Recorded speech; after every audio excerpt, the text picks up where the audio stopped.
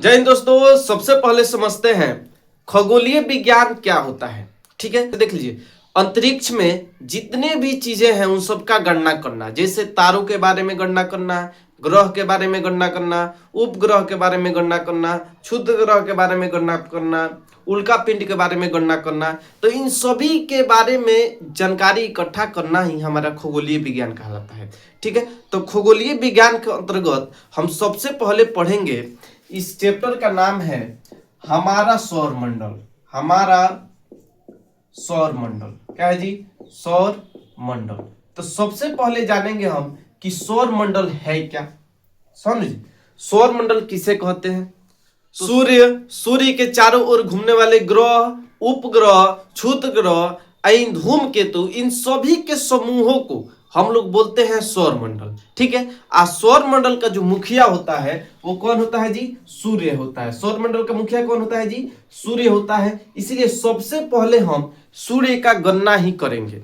ठीक है, सबसे पहले हम सूर्य के बारे में जानेंगे, तब उनके सभी उन सूर्य के चारों ओर चक्कर लगाने वाले ग्रह के बारे में जानेंगे, ग्रह के चारों ओर चक्कर लगाने वाले उपग्रह के बारे में जानेंगे, और उसी में हम लोग क्षुद्र ग्रह के भी बारे में पढ़ेंगे, और उल्का पिंड के बारे में भी हम लोग जानकारी इकट्ठा करेंगे। ठीक है, तो सबसे पहले हम जानेंगे किसके बारे में जी? सूर्य के बारे में सबसे पहले जानेंगे। तो सबसे पहले यहाँ पर समझ लीजिए, सूर्य एक तारा है। सूर्य क्या है जी? सूर्य एक तारा है जो चमकता रहता है। आकाश में जितने भी चीजें आपको ऊपर चमकती हुई दिखाई देती है वो सब क्या है जी? वो सब तारा है। तारा किसका बना होता है जी? तो जो तारा बना होता है वो हीलियम। किसका जी? हीलियम। आपको यहाँ पे लिख दे रहे हैं, हीलियम और हाइड्रोजन। हीलियम और हाइड्रोजन, इनके संलयन होता है, इन दोनों का मिलन होता है, तो इसमें से आग और उष्मा और ऊर्जा उत्पन्न होता है। समझ में आ रहा है ना? तो जितने भी तारे हैं सब हाइड्रोजन और हीलियम के बने होते हैं। समझ में आ रहा है? हाइड्रोजन और हीलियम के बने होते हैं, और यह जो है आग और प्रकाश उत्सर्जित करते हैं, इसके साथ साथ उष्मा भी उत्सर्जित करते हैं। समझ में आ रहा है ना? ऊर्जा भी उत्सर्जित करते हैं। ठीक है, तो इन दोनों का, हाइड्रोजन और हीलियम जो है 98% होता है तारों में। यानी जो सूर्य होता है, सूर्य में भी 98% है। 2% जो है अदर गैस है। क्या है जी?